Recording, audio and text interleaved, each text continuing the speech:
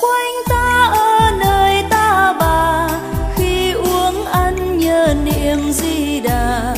Và khi ta làm điều nhân ái, thấy y như là Phật đến trong ta, thấy y như là Phật đến trong ta.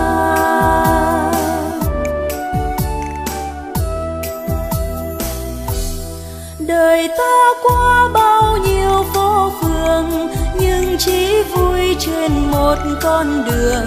Đường thánh cao dạt dào mưa pháp, sống trong muôn loài ngập nắng yêu thương, sống trong muôn loài ngập nắng yêu thương.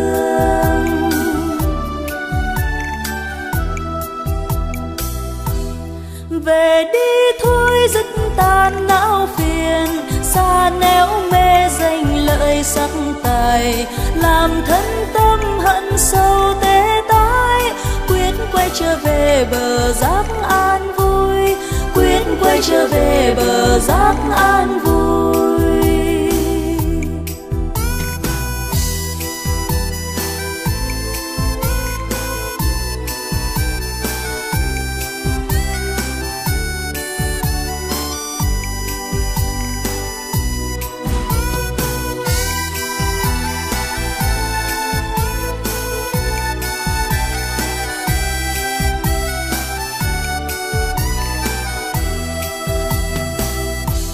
Niềm an vui vẫn luôn có thật, như bữa cơm thanh đạm dưa cà. Giản đơn thôi người đừng đánh mất, khổ tâm đi tìm hình bóng đâu xa, khổ tâm đi tìm hình bóng đâu xa.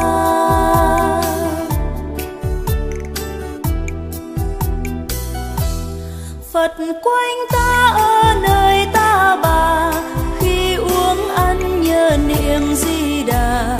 Và khi ta làm điều nhân ái, thấy y như là Phật đến trong ta, thấy y như là Phật đến trong ta.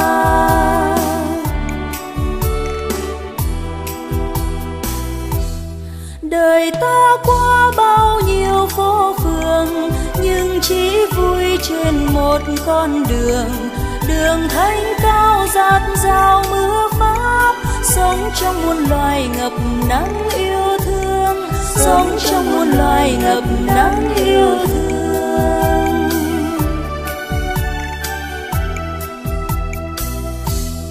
Về đi thôi dứt tan. Những cái cơ quan phân tích để tìm hiểu nó không thể được. Dầu chúng ta có tổng hợp, có phân tích, có chia sẻ cách mấy, thì cũng không đi đến thế giới của sát na, thế giới của tịnh độ. Thế giới của chu kỳ là thế giới của tư tưởng, tức là nương vào thế giới của linh hồn, tức là chân vọng hòa hợp, tức là thế giới của sát na, rồi cải sửa thành ra thế giới có tướng. Cũng cái thế giới dòng nước linh hồn đó, chúng ta cải sửa thành thế giới quế độ. Thế tư tưởng là luôn luôn dơ giấy, thành là quế là dơ giấy. Dầu tư tưởng tốt thì đó là cái xiềng vàng, tư tưởng xấu đó là cái, thì cả hai cái này đều dơ giấy hết, tức là trói cột chúng ta vào vòng luân hồi. Dầu chúng ta có tiến hóa đi tới đâu cũng vậy, thì cũng nằm trong chữ xiềng thôi. Có đi tới cõi trời dục giới, sắc giới, vô sắc, tới cõi vô sự xứ là tương tự như A-la-hán, tới cõi phi phi tưởng là tương tự như Như Lai. Tương tự chứ không phải là tương đương. Nó giống như, nhưng nó thuộc về chúng ta từ danh từ bây giờ kêu là đồ nhái á, hay hồi xưa kêu là đồ dỗm, hay là đồ giả, tức là không phải thiệt. Nhưng mà lơ mơ quý vị nhìn tưởng là thiệt, thì đó gọi là ngũ ấm ma. Như thời buổi này là cái bông mà trưng bàn Phật đó, chính tôi cũng không nhận ra bông nào thiệt, bông nào giả nữa. Chỉ rồi khi nào tôi tới tôi bóp nó, khi cũ rồi tôi biết là bông giả. Nó giống hệt thôi, mà ở xa nhìn thì không biết đâu. Còn bây giờ cái gì cũng giả hết á, mà chúng ta nhìn lơ mơ là chúng ta không phân biệt được. Thì huống gì là cái thế giới của tư tưởng của chúng ta thì nó còn vi tế hơn nữa. Bây giờ như điện thoại vi tính rồi đó là thôi, nó muốn làm sao nó làm à. Chụp hình xấu nó cũng làm tốt, tiếng nhỏ nó làm lớn, nó ghép tùm lum hết. thấy không? Nhưng mà chúng ta thấy con người chúng ta còn vi tế hơn cái máy vi tính cấp triệu tỷ lần. Quý vị theo tôi thì chúng ta trở về con người chúng ta mới thấy, chứ mình nói vậy mình không hiểu được. Thành ra ngay cái thế giới dòng nước là chân vọng hòa hợp. Chân là đứng lặng cho nên không có tướng, còn vọng là chuyển biến cho nên nó có hình. Thành ra thế giới của cái linh hồn chúng ta là thế giới chân vọng và hòa hợp, tức là phi không gian. Không gian nó vô lượng vô biên, nó quá giải với thời gian, thì thế giới đó kêu là thế giới hiện tiền. Còn thế giới chúng ta sống bây giờ là thế giới hiện tại. Mà có hiện tại thì có không gian, tức là có quá khứ, có hiện tại và có tương lai. Thành ra trong kinh mới nói rằng bằng ai muốn biết duyên xưa thì khá xem nghiệp quả bây giờ hưởng đây. Muốn biết quả báo sau này thì ngắm điều tội phước ta nay đang làm. Tức là muốn coi quá khứ mà gieo cái nhân ác gì để rồi hôm nay mà chịu quả báo xấu xa thì cứ coi hiện tại thôi. Có nhiều người hiện tại rất hiền, giữ giới rất kỹ, tu hành rất tinh tấn, mà tai họa đến liên miên. Nhà nghèo, tai họa đến, con bất hiếu, rồi bệnh hoạn. Rồi nói tôi tu nhiều quá sư ơi, sao mà cái nghiệp nó nặng quá. Bây giờ làm sao tôi không tu thì nó ít, mà hãy càng tu chừng nào cái nghiệp nó cảo nhiều chừng ấy. Thì cái đó Phật tử phải biết rằng mình sống không phải có hiện tại không, mà nó còn kiếp quá khứ, 1 kiếp, 2 kiếp, 3 kiếp, 100 kiếp, 1000 kiếp, triệu kiếp. Thì chúng ta phải hiểu cái đó. Những cái gì làm ác trong 1 kiếp không nói gì, trong 1000 kiếp về trước chúng ta biết chúng ta làm sanh làm thân người này đó. Quý vị biết quý vị có bao nhiêu thân chưa? Quý vị từ địa ngục, ngạ quỷ, súc sanh, rồi trâu, bò, heo, chó. Thành ra Đức Phật nếu cái thân, cái xác mình mà còn lại đó thì nó cao hơn cái núi Tư Di. Cái núi Tư Di là cái núi Hy Mã Lạp Sơn của chúng ta thì có 8.840 mấy thước. Mà cái núi Tư Di gấp 1 tỷ lần cao ạ. Mà cái thây mình chất đó bằng cái núi Tư Di. Thì quý vị biết quý vị luân hồi từ xưa giờ bao nhiêu thây rồi. Thành ra bây giờ quả báo nó tới. Chúng ta coi cái duyên án triệu thố đó, 9 kiếp mà còn theo báo quán. Thì ai coi cái bài Thủy Sám thì biết. Hôm nay không có thời giờ tôi chỉ nhắc sơ thôi. Thì chúng ta biết rằng cái hiện tại chúng ta là kết quả của những cái nhân ở quá khứ. 1 kiếp, 2 kiếp, 3 kiếp, 100.000 triệu kiếp vẫn còn tới bây giờ, không mất. Nếu hột giống non thì nó mất, hột giống già nó nằm đó nó chờ thời. Rồi muốn biết của quả báo sau này tương lai mình sanh cái thân nào thì cứ coi hiện tại. Thành ra hiện tại nó quyết định cho quá khứ, nó quyết định cho tương lai. Thành ra đừng bao giờ mà khóc lóc. Mình đã gieo nhân rồi thì phải chịu quả thôi. Thành ra có nhiều người ta làm ác mà ta vẫn sung sướng hạnh phúc, con cái vẫn điều hòa, ta nhà lầu xe hơi, ta không bệnh hoạn gì hết. Mà người ta làm ác thì mình thấy nó bất công. Thật ra nếu mình hiểu có quá khứ và hiện tại vị lai thì không có gì bất công. Rồi đó tôi cũng nghĩ, tôi nói cái cuộc đời sao nó bất công quá. Có người giàu mà làm ác, ăn mặn, đi chơi bời tối ngày, nhảy đầm, làm đủ thứ hết mà càng ngày càng giàu. Con cái làm lớn không. Còn có người nghèo khổ tàn tật mà con cái không có ai, mà có đứa con nhiều khi nó bất hiếu nữa. Ăn thì bữa đói bữa no, mà ráng niệm Phật, ráng ăn chay mà vẫn khổ sở như thường. Càng tu chừng nào càng khổ nhiều chừng đấy. Rồi mình không biết, mình nói cuộc sống bất công. Ai tạo ra cái đó? Không có một ông trời, không có một ông Diêm Vương nào phạt đó. Mình phạt chính mình. Như vậy tôi không phải nói là không có địa ngục, không phải nói là không có Diêm Vương, không phải nói là không có công an. Nói có là sai, mà nói không là trật. Chúng ta phải hiểu cái đó. Công an có là có những người tội lỗi, những người làm sai pháp luật. Chứ đối với ông bà giữ giới vậy là không bao giờ do đó. Còn nếu do đó là ở kiếp trước, bây giờ mình phải trả. Thành ra trong kinh có một ví dụ rất là hay, là cái phước báo chúng ta ví dụ như nước mưa. Còn cái tội lỗi của chúng ta, thí dụ như muối, bây giờ một người đổ cái phước báo bằng một cái chén nước mưa, thì bây giờ quý vị múc chừng 2-3 muỗng ăn canh bỏ vô nó thì sao? Nó mặn chát à, thấy gì không? Còn nếu cái phước báo người ta đó là 1.000 đôi nước, một cái hồ nước lớn phước báo vậy ạ, bây giờ quý vị đổ vào 2-3 chén muối nó cũng không mặn, chứ đừng nói 1-2 muỗng. Thấy vậy không? Thành ra phước báo mình gieo hồi kiếp trước rồi, bây giờ làm ác cách mấy nó cũng chưa có quá giải nổi. Nhưng mà tiếp tục làm hoài nữa không, thì cái hồ nước đó bỏ vào chừng vài trăm ký nước, vài tấn muối rồi thì nó vẫn mặn chát thôi. Thành ra mình phải hiểu cái chỗ đó. Nhưng Đức Phật sanh ra đời không muốn chúng sanh lẫn quẩn trong cái xiềng sắt và xiềng vàng. Cái tôi nói hồi nãy đó là cái kiếp sống hiện tại. Hiện tại thì nó do cái nhân quá khứ, bây giờ mình sống nữa mà gieo cái nhân hiện tại thì cái quả tương lai. Thế là mình cứ đi lòng vòng trong nhân quả, mà chúng ta kêu là nghiệp. Nhân quả với nghiệp hơi khác một chút. Nhân quả là gieo nhân gì thì được cái quả đó, không có cải sửa được. Thì cái thuyết định mệnh thì khỏi trời ở đó người ta biết, ở đó người ta có quyền chuyển nghiệp, tức là nhân này mà quả khác.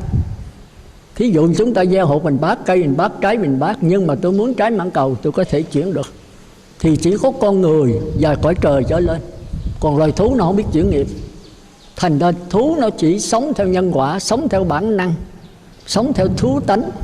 Còn chúng ta không có cái đó, chúng ta biết cải sửa. Thành ra tôi thường thí dụ đó, con chó mà nó bệnh đó, nó ăn cái cỏ vô nó ọc ra nó hết. Có một cái cách đó thôi. Còn nếu không hết nữa thì sao? Thì chết, có điều đó thôi. Rồi con người không phải vậy đâu, nhất là các cõi trời. Tức là mấy nhà bác học, bác sĩ, người ta phải kiếm đủ cách hết. Thuốc Tây không hết thì thuốc Bắc không hết thì thuốc Nam. Thuốc Nam không đến thì xong, không xong thì bấm huyệt, không bấm huyệt thì mổ xẻ. Chừng nào mà kiệt quệ rồi đó thì mới chịu thôi, mới chịu thôi. Thành đó Tây Phương bây giờ người ta giỏi lắm ạ. Thì tôi có coi cái tờ báo Dòng Có Phật Giáo á, nó nói rất hay. Một người bị xe đụng đó, chết liền tại chỗ. Thì chúng ta biết là đụng nặng lắm.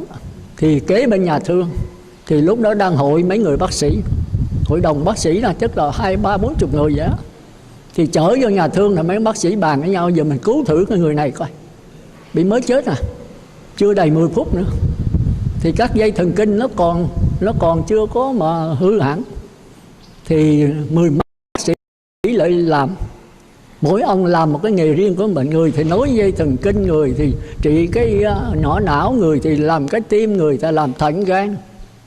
Đâu 3-4 tiếng hồ sau cái thể xác này sống lại.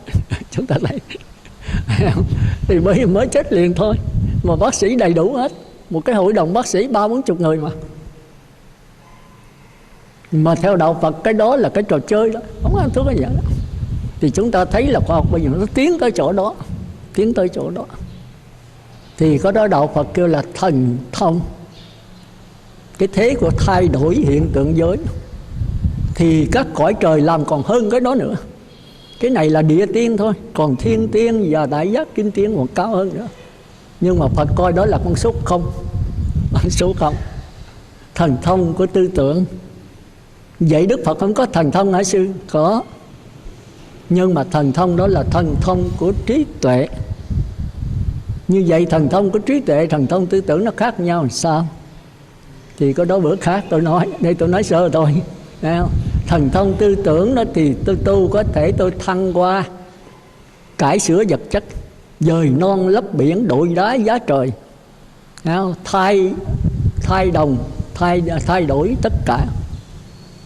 Nhưng mà tôi lấy cái thần thông đó là tôi, là của tôi, là tự ngã của tôi. Tôi có thần thông mấy ông bà không có, thì tôi tự cao vô cùng. Còn thần thông trí tuệ của Phật đó thì cũng giống vậy thôi. Nhưng mà thấy cái đó là cái đồ dỗm, cái đó là cái diệu dụng của chân tâm, của chân như thôi.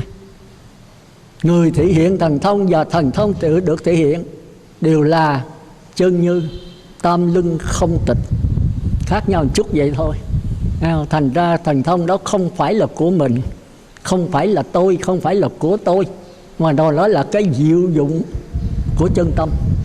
Thôi đại khái vậy thôi ha, đi sâu rồi mấy ông bà mới hiểu được.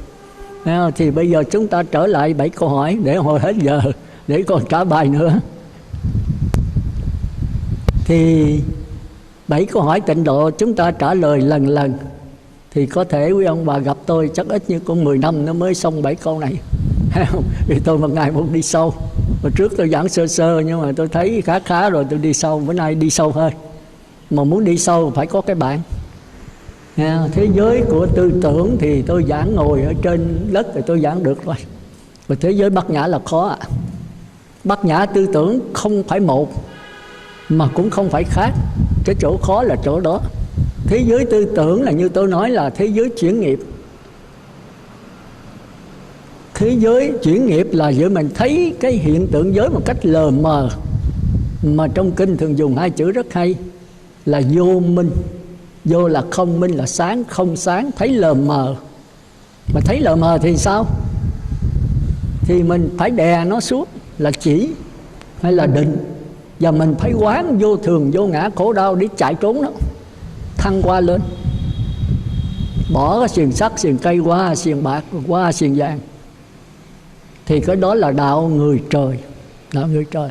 Còn 4 đường ác thì không thấy cái gì hết. Vô minh quá nặng thì không cải sửa có làm sao chịu dậy. Cũng giống như súc sanh, loài thú nãy tôi nói đó, hễ mà uống cái thuốc một cái cỏ không hết thì chết thôi. Còn ngạ quỷ còn dữ hơn nữa. Thì chúng ta phải tìm hiểu cho rõ. Thì thấy lờ mờ rồi thì tất nhiên phải cải sửa, phải chạy trốn, phải đè nén.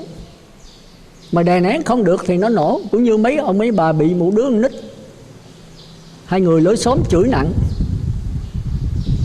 Thì mình không biết cái chửi này từ đâu mà có. Mình thấy có người chửi, mình bị chửi và tiếng chửi quá tục, quá nặng nề. Rồi lối xóm người ta chạy ra người ta ngó thì mình thấy quá xấu hổ. Thì nó có 2 cách. Một là niệm Phật đè nó xuống. Nhưng mà đè nó xuống mà nó chửi nặng hơn nữa. Một ngày nó thấy mình nhịn không nói vậy, nó chửi nặng hơn nữa thì đè nữa. Mà đè không được nữa thì nó nổ. Nó tanh bành hết. Như nồi súp ve như hôm trước tôi nói đó, nó nổ là mấy ngày hết. Để càng đè chừng nào thì cái sức phản phục nó càng mạnh chừng ấy. Cái bề mặt càng lớn thì cái bề lưng nó càng to. Thì chúng ta thấy cái pháp này Đức Phật khuyên đừng có dùng. Cái pháp chỉ, pháp định đó, đè nó quá thì nó nổ thôi. Nhưng phải đè một chút cho nó yên rồi mới bắt đầu quán. Quán cái gì? Quán cuộc đời là vô thường, vô ngã, khổ đau. Thôi bỏ qua đi. Nhịn thì nó qua hết. Còn chống cự lại thì có chuyện. Nếu nó chửi 1 tiếng, mình chửi là 1 tiếng rồi nó quất 3 tiếng. Nó đánh là 1 bập tay, mình đánh nó lợi 2 bập tay thì nó quất mình 4 bập tay. Thì sanh sự thì sự sanh, sanh bất tận. Thôi tất cả đều nhận thì qua hết. Nhịn nhường là giới đầu tiên. Hoặc là không đó thì phải quán. Rồi mình là người tu, nó không biết tu, thôi mình tha thứ cho nó. Hoặc là mình với nó là nhân quả. Rồi kiếp trước mình chửi nó, rồi nó chửi lại. Thì cái này nó đỡ hơn. Thì kêu là quán hay là huệ? Đúng là quán chứ không phải huệ. Quán tức là cái trí thức, cái trí thông minh, sáng suốt. Thì cái này đã có trước Đức Phật rồi. Nhưng mà nếu quán vậy đó mà quán không được nữa thì sao? Thì tam thập lục kế, dĩ đào di chạy, xách xe Honda xe đạp chạy thôi, lánh cảnh. Mà lánh cảnh rồi thì lúc đó yên, mà về gặp nó chửi nữa thì không lánh được. Và khi không lánh được thì sao? Thì quánh lộn, thì đâm chém nhau. Thành ra cái này là không có yên ổn được. Thành ra Đức Phật thấy cái pháp môn mà 62 tôn giáo mà tu đó là thấy tạm thì được. Nhưng mà vĩnh viễn mà chấm dứt thì không được. Bởi vì không thấy rõ cái vấn đề. Tại sao mình giận? Mình khi giận rồi cái mình có người chửi mình, bị chửi tiếng chửi quá nặng. Mà cái gì làm cho mình phân biệt cái đó? Tại sao mình biết có người chửi, mình bị chửi và có tiếng chửi? Thành ra mình phải tìm cái nguồn gốc của nó. Mà khi tìm cái nguồn gốc rồi, mình không biết gì hết là 4 đường ác. Còn biết lờ mờ, cải sửa nó, đè nó xuống hoặc là quán nó, thì chỉ tạm bỡ bỏ cái này, thăng qua lên cái khác. Bỏ cái xiềng cây, xiềng qua cái xiềng đồng qua xiềng chì qua xiềng bạc qua xiềng vàng, thì cũng là xiềng thôi.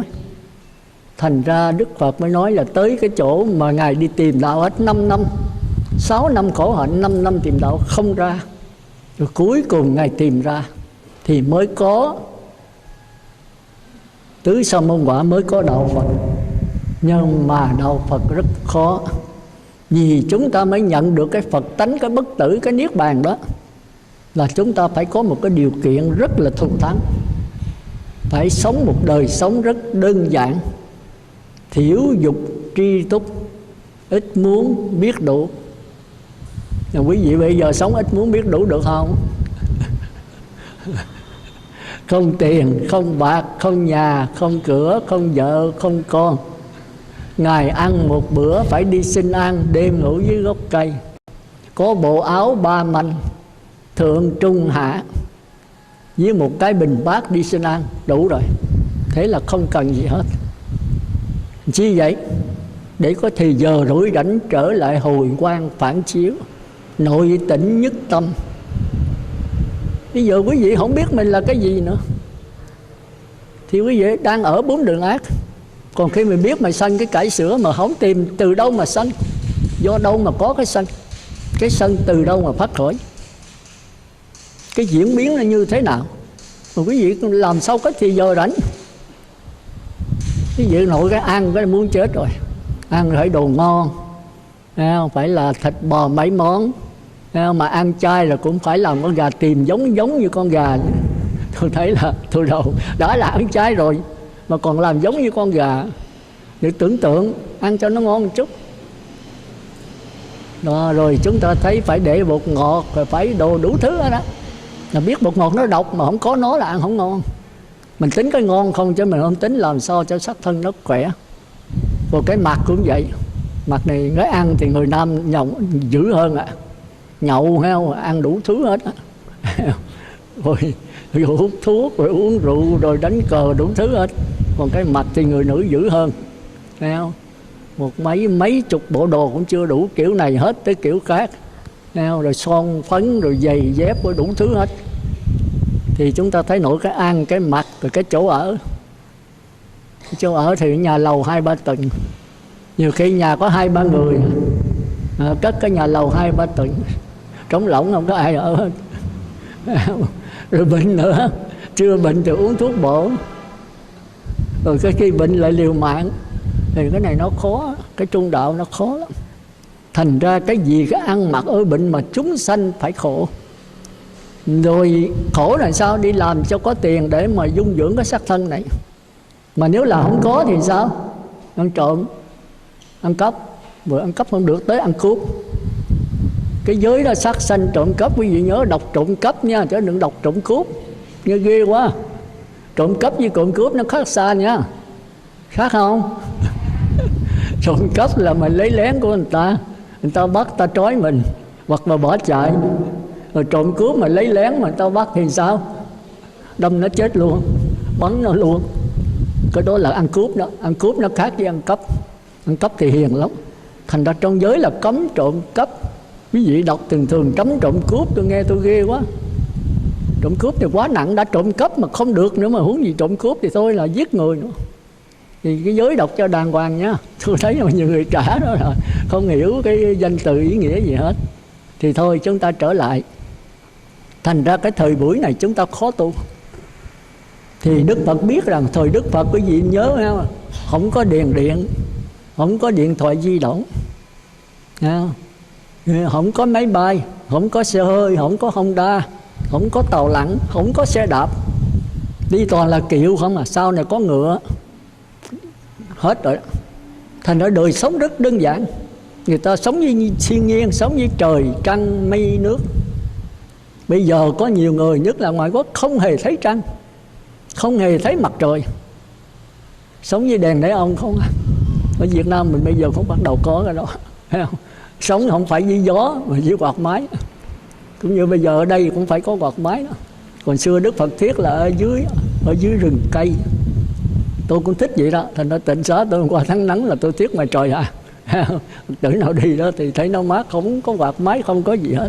ngồi dưới bóng cây nó mát vô cùng. Thành ra quý vị đừng có tưởng nhà lầu ngói gạch là nhà đúc này là mát, nó nực chết luôn. Thành ra hồi xưa người ta khôn hơn mình, ta nhà lá với nhà tranh. Nhà lá không bằng nhà tranh nha. Tôi là đi tu tôi mới biết lên cho cái cốc Hà Tiên đó, hồi xưa lột tranh. Trời ơi nó mát vô cùng. Cái tranh nó giữ cái nhiệt không cho vô, bằng đêm nó ấm vô cùng. Thành ra mình nghĩ hồi xưa khôn hơn bây giờ nhiều. Bây giờ làm nhà lầu này kia mà quý vị nhớ nhà tranh, nhà lá còn thua nữa. Thua cái gì quý vị biết không? Thua dưới gốc cây. Vì ra gốc cây quý vị ngồi coi. Thành ra tôi thường ở Tịnh Xá tôi trồng cây nhiều lắm, mà trưa nắng như vậy là quý vị kiếm tôi trong cốc không có. Tôi ngồi lộn ở dưới gốc cây. Thì nó mát vô cùng. Quý vị nào có ấy là thì mới biết. Thọ bác quan trai Tịnh Xá tôi không bao giờ quý vị vô cốc được. Bây giờ ăn cơm cũng dưới gốc cây, ngồi thiền cũng dưới gốc cây, đi kinh hành cũng dưới gốc cây, chứ không có trong vườn nghe giảng pháp cũng dưới gốc cây. Vì thấy nó thoải mái vô cùng. Bây giờ đó thế giới rồi đang kêu gọi người ta trở về với thiên nhiên. Là cho con người bây giờ ngu mà người xưa. Người xưa người ta sống với thiên nhiên không à. Thành ra người ta khỏe, ít có bệnh hoạn. Chúng ta thấy như dân tộc thiểu số, đây người dân tộc người Miên đó, thì họ rất là khỏe. Họ sống với thiên nhiên nhiều. Cái nhà họ chung quanh là cây cối không à. Cái chùa cũng vậy, chúng ta thấy cái chùa Miên, chùa nào nấy 5-6 mẫu, một cái rừng cây. Còn cái chùa Việt của mình ở đây đấy là chỗ nào bước xuống đụng nhà, bước lên đụng nhà, không có cây cối nữa. Chúng ta vô trong phòng này đó, mà chúng ta thử trong phòng này mà chúng ta ngồi dưới gốc cây mà một cái rừng cây, chúng ta thấy nó mát mẻ vô cùng. Bởi vì ban ngày đó cây nó thở oxy, tức là dưỡng khí, mà chúng ta rất cần dưỡng khí. Còn ở đây đâu có gì, có quạt máy bệnh chết luôn đó. Quạt máy đâu có bằng gió. Gió là cái thiên nhiên. Thì thôi chúng ta trở lại. Thành ra tôi muốn giảng về con người quý vị. Chúng ta mổ xẻ tới tận cùng của con người quý vị, mà từ xưa thì quý vị chẳng biết gì hết.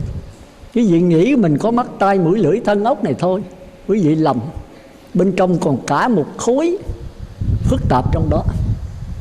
Thì quý vị phải về bắt kiết già trở lại với mình. Đừng có hướng bên ngoài nữa. Đừng có lo ăn mặc ở bệnh nữa. Nó ăn mặc ở bệnh chết rồi sao xưa. Ở bệnh thì phải có, nhưng mà đơn giản thôi. Đơn giản là có gì ăn nấy, đừng có trưng diện, đừng có xe xua, đừng có đòi món ăn đắt giá. Đâu phải món ăn nào mắc tiền là bổ đâu, không phải như vậy. Có những món ăn rất rẻ tiền mà nó lại bổ. Cứ như tàu hũ, nhưng 1 ký tàu hũ nó bổ hơn là 1 ký thịt bò. Nó cũng là chất đạm đấy, nhưng mà cái đạm của tàu hũ là đạm đậu nành, đạm thiên nhiên. Đó thì chúng ta phải hiểu cái đó. Đây tôi nói sơ thôi. Thành ra bây giờ rất là khó tu. Chúng ta thức dậy từ đây tới chiều là có đủ vấn đề. Hết ăn tới mặc, hết mặc tới ở, tới bệnh. Rồi bây giờ còn vấn đề giao tế nữa. Trời ơi nó phức tạp. Đám ma, rồi đám cưới, rồi bây giờ tới cái vụ sinh nhật gì đó tôi chưa từng thấy. Ở Đông Phương mình nói giờ không có. Bây giờ lai với Tây Phương, mấy người Việt kiều về đó, giờ ai cũng bày đặt thì sinh nhật hết. Mất thì giờ thấy mà tốn tiền để làm những cái bá láp không biết bao nhiêu tiền. Rồi máy chụp hình, rồi karaoke, rồi chùm gì đó. Ca lên đó ca như vịt sim lai. Tôi chỉ bác tôi nghe cái giọng ca là tôi muốn khóc rồi. Giữa khẹt mà cũng ráng ra đó mà la sùng. Thì chúng ta thấy là bây giờ nó xào ngầu hết trơn. Thành ra Phật tử bây giờ đa số người dân ở ngoài Bá Tánh là bị bệnh thần kinh rất nhiều. Phần một mớ bệnh thần kinh, rồi mớ bị những cái vong nó phá. Có giữ giới, có tu đâu có mặt bơ thì nó bắt thôi.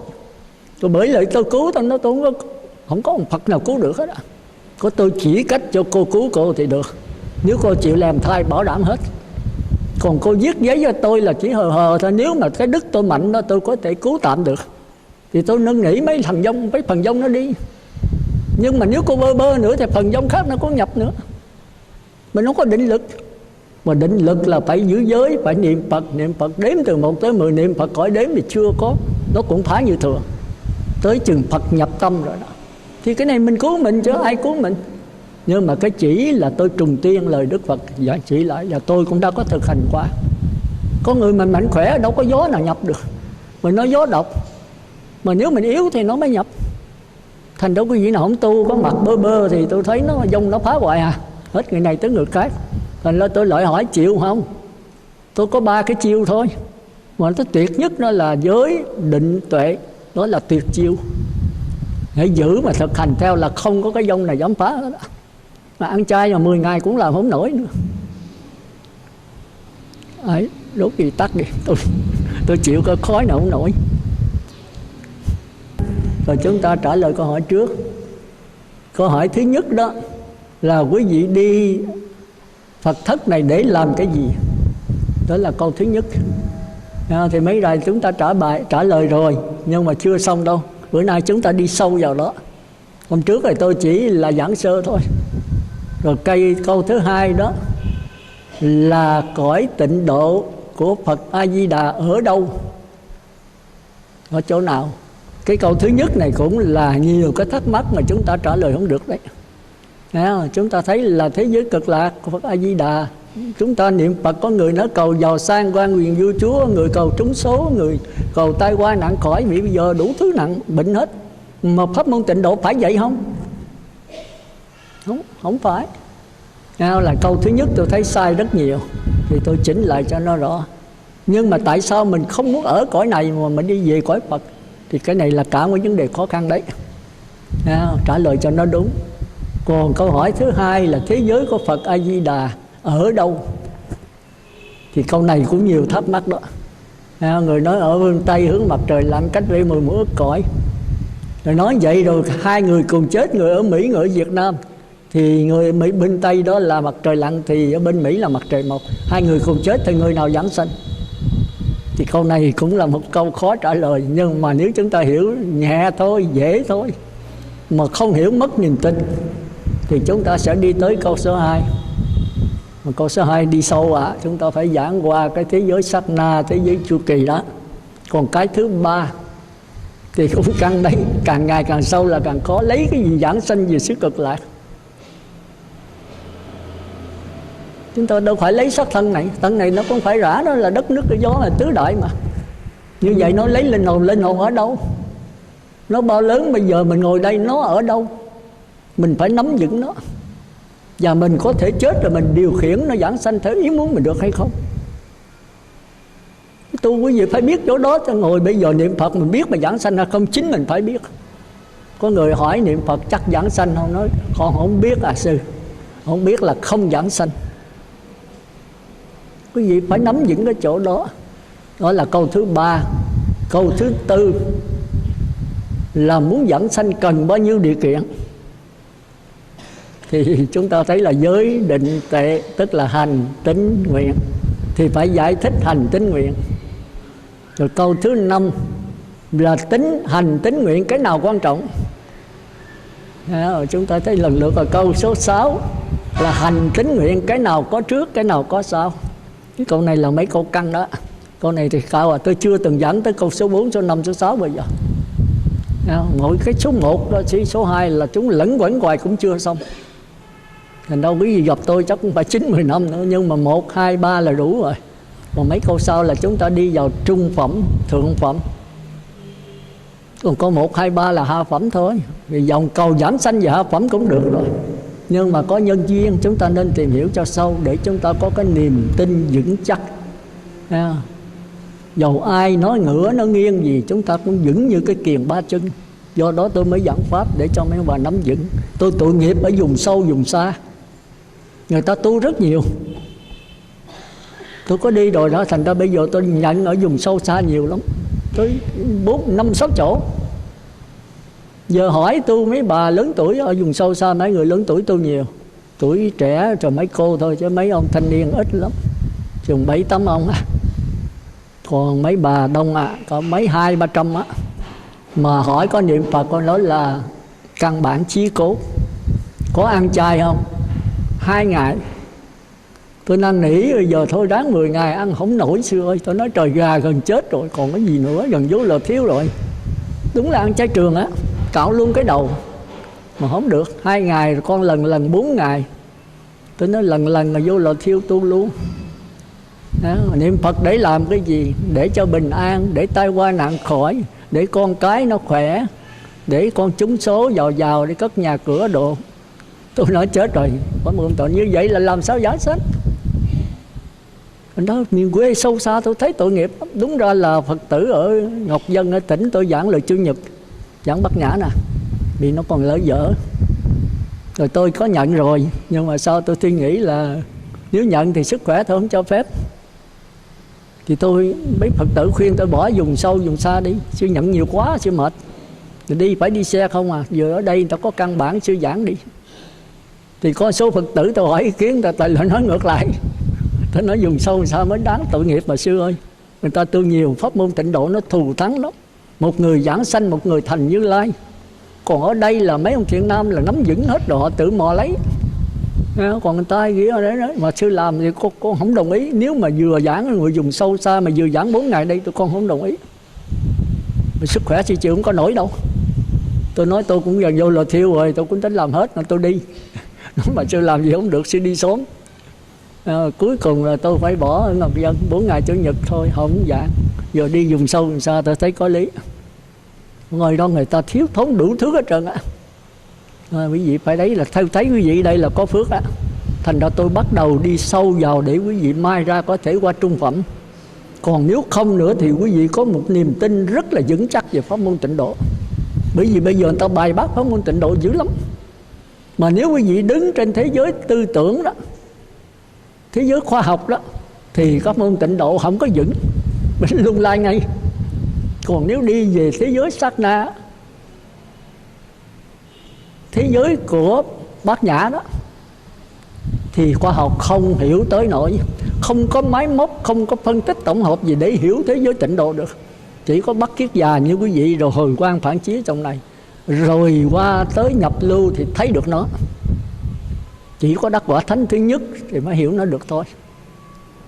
Thì mà chúng ta thấy rằng khoa học 1000 năm nữa cũng không hiểu tịnh độ nổi. Thành ra bởi vì bây giờ học tiến sĩ này kia về không chấp nhận pháp môn tịnh độ, bởi vì nó khó hiểu. Thành ra Đức Phật A Di Đà, Phật Thích Ca mới nói bủa lòng bác ái khắp trời, nói ra những pháp mà trong đời khó tin. Thật xuống thật, hồi xưa tôi không tin tịnh độ đâu, tôi cũng nói là thế giới gạt thôi. Cái gì mà tại sao mà có hình có tướng, có Đức Phật A Di Đà, có Quan Thế Âm, có ao bát nước không đức, mà lại không có sanh, không có già, không có bệnh, không có chết, không thương yêu, tám khổ không có, toàn là tám lạc không. Như vậy là Phật nói mâu thuẫn. Phật đã nói hữu sanh tất hữu tử, có hình có tướng thì phải gọi. Nhưng mà sau này tôi mới biết cái thế giới sát na thế nhưng mà khó hiểu. Rồi tôi nói tịnh độ vậy là có. Rồi tôi lại thắc mắc thêm cái nữa. Nếu nói tịnh độ là thế giới của sát na, tại sao có tướng? Thế giới sát na thì có hình thôi, không có tướng. Mà có tướng là phải có ngoại chứ, hình thì không ngoại phải. Rồi sau này tôi mới thấy là trong kinh nói là Phật A Di Đà hiện ra đó, nhìn ở dưới không có bóng, tức là không có tướng. Cái tướng đó là Phật Di Đà gạt mình thôi. Pháp Tạng Tỳ Kheo 5 A Ten Tỳ Kiếp với 48 lời nguyện, tôi coi là 48 lời nguyện tôi hiểu. Hồi xưa coi không hiểu, rồi khi qua cái sát na tôi hiểu là nó đúng rồi. Qua 48 lời nguyện này mới có thế giới tịnh độ, nó giống như có tướng mà không có tướng. Thành ra quý vị khi mà gặp A Di Đà là khi một người niệm Phật mà chí thành đó, nghĩa là đi tới mà Phật nhập tâm đó, cái cảm cho mạnh thì A Di Đà ứng hiện rất rõ ràng. Người chết thấy, 10 hộ niệm thấy luôn. Thì đó là cái định lực mạnh của người hấp hối. Ở bên Mỹ có trường hợp đó. Thì quý vị để ý khi quý vị hộ niệm mà gặp Phật Di Đà hiện ra mà tiếp độ cho người hấp hối đó, thì quý vị dòm ở dưới gạch đó không có bóng. Mình ở đây nhìn nó thì mỗi người có cái bóng ở dưới gạch. Còn Phật Di Đà, Quan Thế Âm với chư thánh chúng nó hiện xuống không có ở trên. Nó như cái hào quang vậy thôi. Còn quý vị muốn thử hay không? Mình không phải là khi, nhưng mình thử coi sao. Thì Ngài hiện là trên không gian. Quý vị đứng dậy, quý vị chụp cái chân Ngài coi, không dính. Nó là một thế giới xuyên suốt. Rồi tôi bắt đầu tin. Tôi nói thôi cái này đúng. Thế giới sát na nó là vậy. Thành ra trong kinh nói khi hai người bên tịnh độ mà gặp nhau, nó tránh không tránh đi xuyên qua được. Mình gặp Phật A Di Đà mà muốn đi tránh Ngài không tránh, mình đi xuyên qua bụng Ngài luôn. Những cái cội cây ao bát nước công đức gì đó mà đi xuyên qua cội cây luôn. Còn lên cái lầu cát cũng có này mà đẹp hơn mình đã nhiều lắm. Mấy vị muốn đi cửa đi, muốn đi muốn vách, đi xuyên qua vách luôn. Ở đây quý vị đi coi lỗ đậu. Rồi sau này tôi mới hiểu thế giới Sangha tôi đúng rồi. Vậy là tịnh độ phải có. Nhưng mà nên nhớ nó không thật nha. Nó cũng huyễn mà nó chân vọng hòa hợp. Còn thế giới này vọng không, vọng với vọng. Còn thế giới kia là đứng lặng, mà đứng thì là chân. Đứng lặng là chân, mà trôi chảy là vọng. Chân với vọng hòa hợp. Thôi cái đó chúng ta trở lại kỳ sau. Từ từ chúng ta đi sâu vào đó. Bây giờ quý vị trả bài cho tôi là tôi giảng sâu nữa. Là câu thứ nhất, chúng ta niệm Phật để làm cái gì? Cái mục đích của pháp môn tịnh độ đến đây niệm Phật để mong cầu cái gì? Bây giờ ai trả đi đưa tay phát tâm rồi tôi mới giảng tiếp nữa. Mà một người thôi, không có thì giờ đâu. Một người thôi. Cô này xa dữ. A Di Đà Phật ạ. Không mà ít ra cũng phải vậy chứ. Cổ dâu tôi là trả, nhưng mà không dâu sư hỏi không dâu dí thì A Di Đà tôi chịu. Rồi trả đi. Niệm Phật để làm cái gì? Mô Sư Thích Ca Mâu Ni Phật. Nam mô A Di Đà Phật. Kính bạch sư, con pháp danh là Như Liên. Xin trả lời câu hỏi của sư. Kính bạch sư, từ ngày con đi đến chùa niệm Phật tới giờ con biết đi niệm Phật là để cầu giảng sanh về sự cực lạc của Đức Phật A Di Đà. Và mà tại sao ở đây không ở mà cầu giảng sanh vì cực lạc của Phật A Di Đà? mà sư về sự cực lạc của Đức Phật A Di Đà là cõi cực lạc không còn khổ đau, không còn sinh tử luân hồi. Có bao nhiêu thứ khổ đau? Và sư có 8 khổ. Con kể ra không? Một là sanh khổ, hai là già khổ, ba là bệnh khổ, bốn là chết khổ, năm là thương yêu xa lìa khổ, sáu là thù oán gặp nhau cũng khổ, bảy là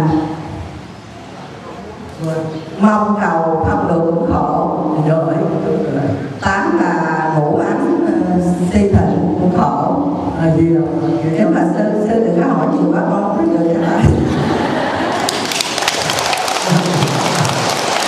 Kính bạch sư, tại bữa nay con mới tập trả bài sư con luôn hết rồi. Kính bạch sư, từ ngày con đi chùa thì giờ con chỉ biết mình đi chùa niệm Phật để cầu giảng sanh về sự cực lạc của Đức Phật A Di Đà. Và muốn cầu giảng sanh về sự cực lạc của Đức Phật A Di Đà thì mình phải niệm Phật cho được nhất niệm. Và niệm Phật được cái nào được gọi là nhất niệm. Nam mô A Di Đà Phật. Bây giờ cô trả 5 ấm cho tôi nghe cho 5 quẩn đó. 5 quẩn nó còn có cái gì đâu. Tôi đâu có dí cái này, cô trả tôi mà tôi chưa có hỏi gì đâu. Trả thêm chút nữa đi rồi thôi. Đưa tay phát nguyện.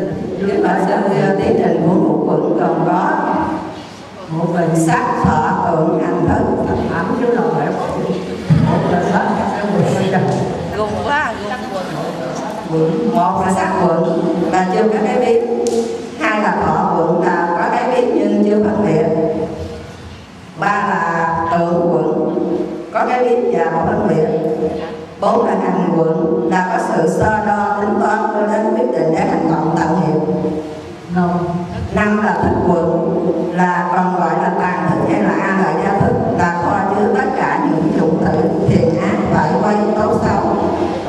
Giỏi, cho anh tràng phó tay đi. Bây giờ cô cho anh thấy thí dụ nữa là cô mới nghĩ nè. Thí dụ cái tiến trình của 5 quẩn á, qua mắt, qua tay, mũi cái nào cũng được, tùy cô lựa. Rồi nó mới xong đó. Thí dụ thì nó rõ lắm. Ví dụ như hôm Tết con đi chợ xem người ta nấu bông thì con mắt của con tiếp xúc với chợ bông nhưng chưa có cái thấy. Vậy con mắt và chợ bông thuộc về sắc quẩn. Kính bạch sư, hai thọ quẩn. Quên chắc. Mình phải có được luôn, cũng nhau mà. Thọ quẩn. Là cái gì? Thọ quẩn Đi hết 90% mà còn có 10%. Hãy chào ông ra chào em. Nói cho mấy bạn đó thì nó phải chắc nó phát hiện đó, phải không? Mình có bao nhiêu cái cảm giác này, cái cảm giác đâu để thôi, cái buồn cảm giác gì? Cảm giác là lạc thọ, khổ thọ.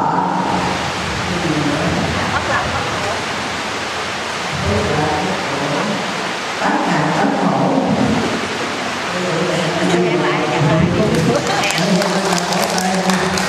Bây giờ ai phát tâm nữa nào chưa được thêm người nữa nói cho rành nữa tôi bắt đầu giảng lại. Ai đưa tay lên nào tôi kêu à. Ai rành thì giờ đưa tay lên nè. Phát tâm đi. Phật tử nào mới làm thử coi. Còn ai Ngọc Dân thì nó cũ quá rồi. Thưa mọi người, thứ 8 ngủ nắng quá lắm khổ.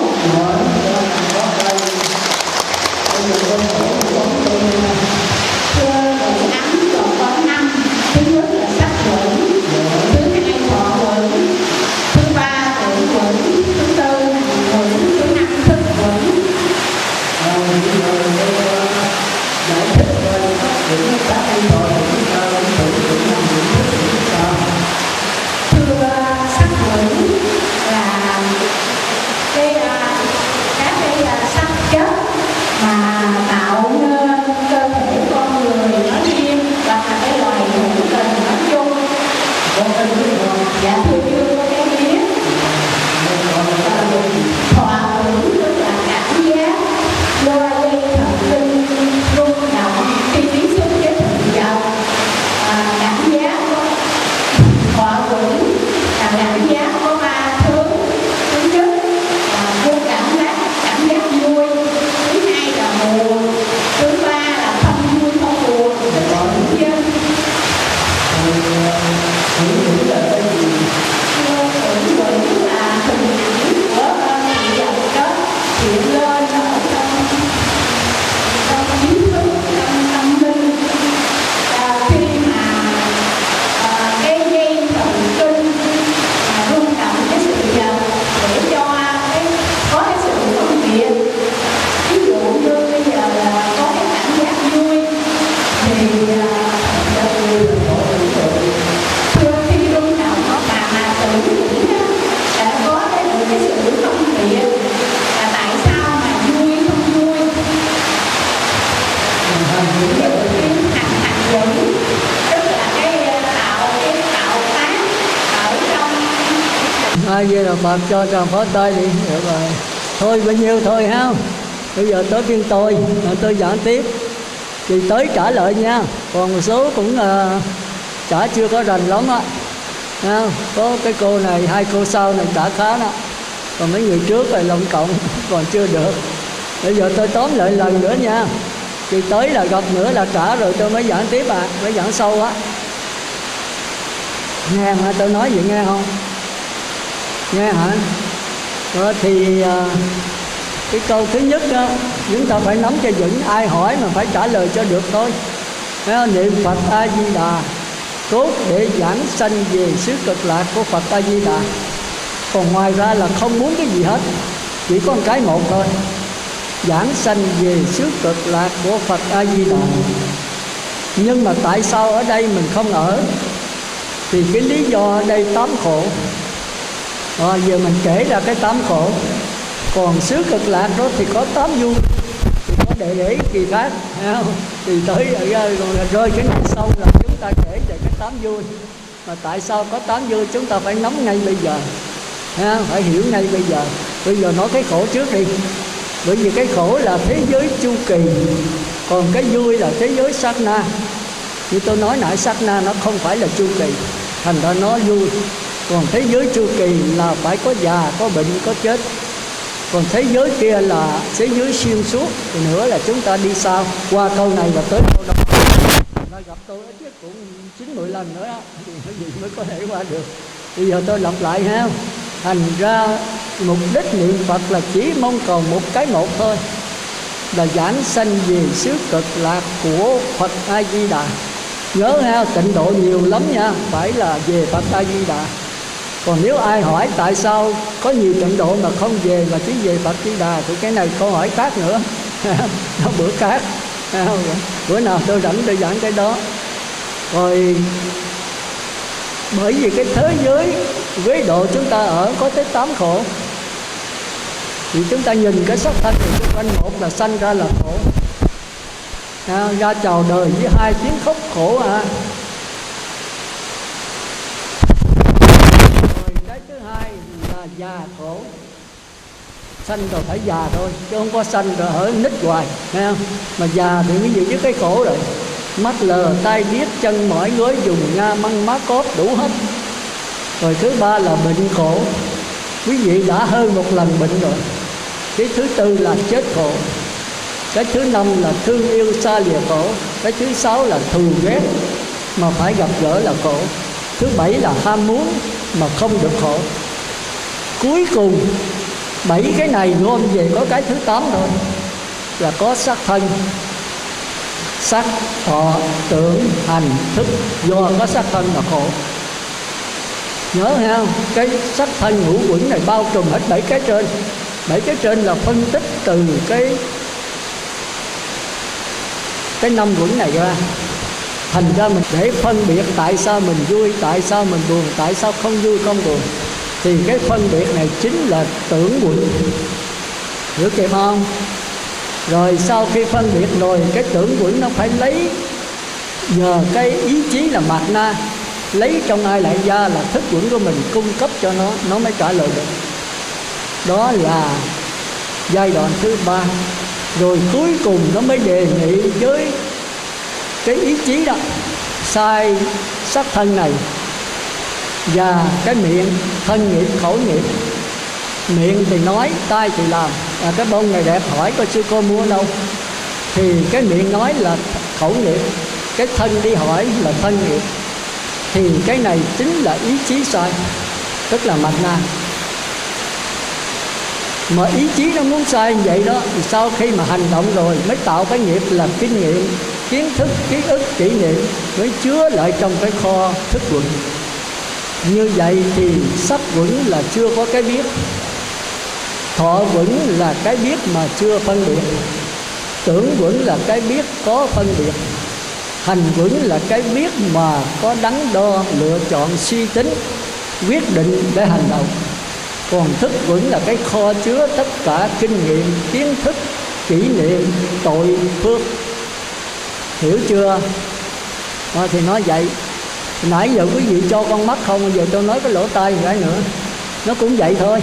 Nhưng mà mỗi vị thì sau là không có cho con mắt nữa nha.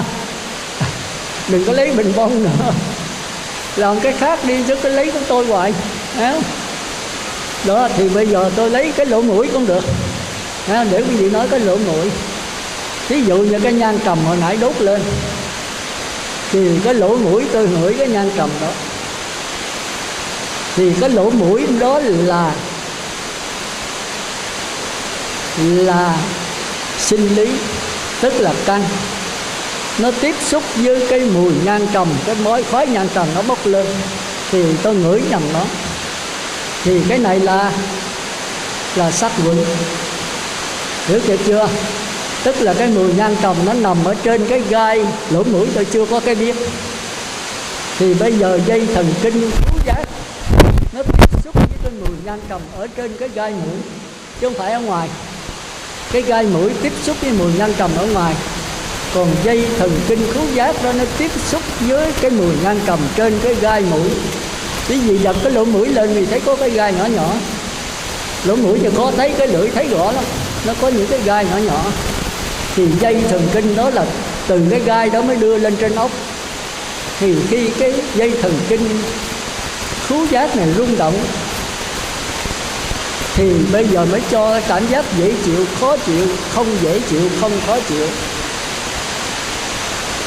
Ví dụ có mùi nhang trầm, như nãy giờ tôi chịu không được thì tôi khổ tọ. Còn quý vị thích cái mùi nhang trầm thì đó là lạc tọ. Còn ngửi cái đó mà mình không có khổ, không có lạc vĩnh dưng, thì đó là bất lạc bất khổ. Giờ hiểu chưa? Nhưng mà hỏi tại sao mà sư Mùi Nhân Trầm sư không thích? Thì cái dây thần kinh, cái biết về cảm giác không trả lời được, thì phải đưa lên trên óc, thì dây thần kinh óc mới rung động, thì tư tưởng nó mới trả lời. Mà tư tưởng muốn trả lời thì nó phải nhớ lại.